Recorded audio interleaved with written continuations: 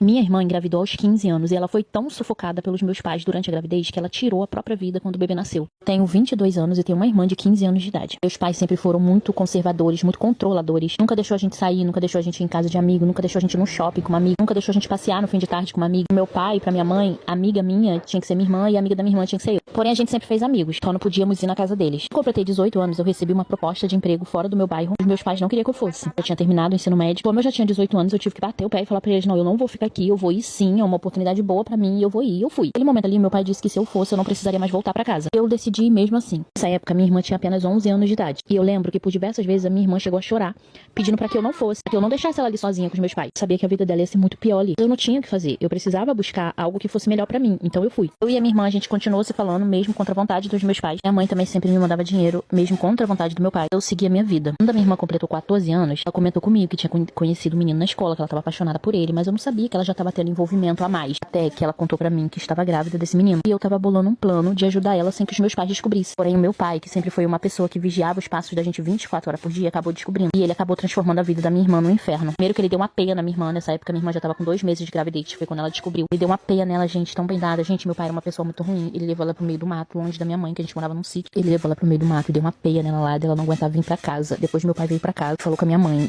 Minha mãe perguntando por ela o tempo todo, perguntando por ela. Meu pai não falava, dizia que não sabia. No que isso era por volta de umas meio-dia. Quando deu umas 6 horas, que a tarde já tava escuro, que como era sítio, né, escurecia muito cedo. A mãe já preocupada que a minha irmã não voltava pra casa. O pai acabou contando o que tinha feito, que tinha levado ela pro meio do mato, tinha dado uma peia nela, que ela tava lá jogada sem conseguir voltar pra casa. Minha mãe em desespero me ligou, só me pediu ajuda. Eu saí, feito uma desesperada e fui lá, só que era em outro bairro. Levava por baixo aí uns 40 minutos pra eu poder chegar. Mesmo assim, eu pedi um amigo pra me levar, ele me levou e a gente foi lá. E lá começou eu e a minha mãe começar a procurar minha irmã no meio do mato. Gente, ela tava desmaiada. Meu pai deu uma peia nela tão bem nada que deixou ela desmaiada. Eu não sei como é que ela não perdeu o bebê. A gente levou ela pra casa e eu só pude levar ela até a porta porque o meu pai não permitiu que eu passasse da porta pra dentro. O pai realmente era uma pessoa muito ruim. Quando a minha irmã se recuperou da peia, que isso levou mais ou menos um mês e pouco, e deu outra peia nela. Sim, ele foi fazendo sucessivamente, sempre. Ficava ela sem comida, trancava ela dentro do quarto, não deixava a minha mãe dar comida pra ela. A minha mãe vivia nesse mundo, só fazia o que ele mandava. Chorava pelos cantos, mas acabava obedecendo ele. Não tinha forças pra poder gritar e falar mais alto que ele. A minha irmã chorava e a minha mãe me ligava, dizia que não sabia mais o que fazer. Por diversas vezes falei que eu ia denunciar ele, mas a minha mãe dizia que não, porque ele ia ser preso, que ele era o sustento da família, porque elas não iam conseguir sobreviver sem ele. Tudo isso foi muito desesperador. A gravidez da minha irmã foi um inferno. Até que chegou o dia do bebê nascer. Eu digo a vocês que eu não sei como esse bebê nasceu saudável, mas ele nasceu bem e forte. Minha irmã não contou pra ninguém quem era o pai. O pai também não se manifestou durante todo esse tempo. Chegou o grande dia da minha irmã receber o alta. Ficamos morrendo de medo do que meu pai podia fazer com a criança e a minha irmã implorou pra que eu levasse o bebê pra minha casa. Eu não podia levar ele pra minha casa, mas eu acabei aceitando. Sabia que lá era o melhor pra ele. 5 dias após o nascimento do neném, a minha mãe achou a minha irmã em casa.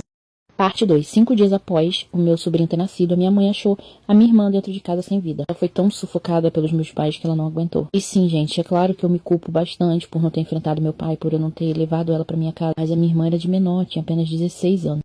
A guarda dela era dos meus pais.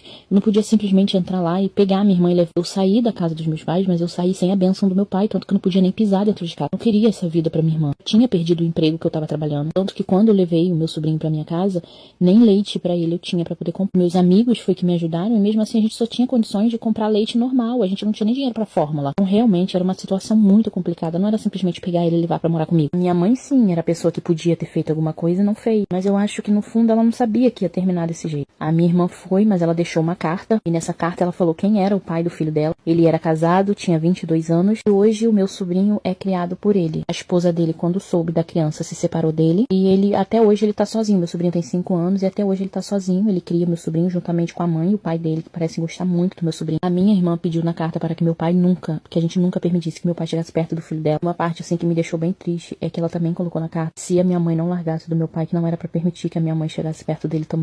Que a minha mãe era uma mulher fraca e submissa e ela não queria que o meu sobrinho convivesse, né, fosse criado por uma pessoa como a minha mãe. E ela disse para que eu nunca me afastasse dele, para que eu visse sempre o desenvolvimento dele, o crescimento dele, para que eu acompanhasse a vida dele sempre que possível. E hoje eu pego o meu sobrinho, a cada 15 dias eu pego ele para passar um final de semana comigo. O pai dele é super de boa, a gente conversa bastante, a gente se dá super bem. E até hoje a gente não entende como a minha irmã pode ter ido dessa forma, sabe, tão cruel com ela mesma.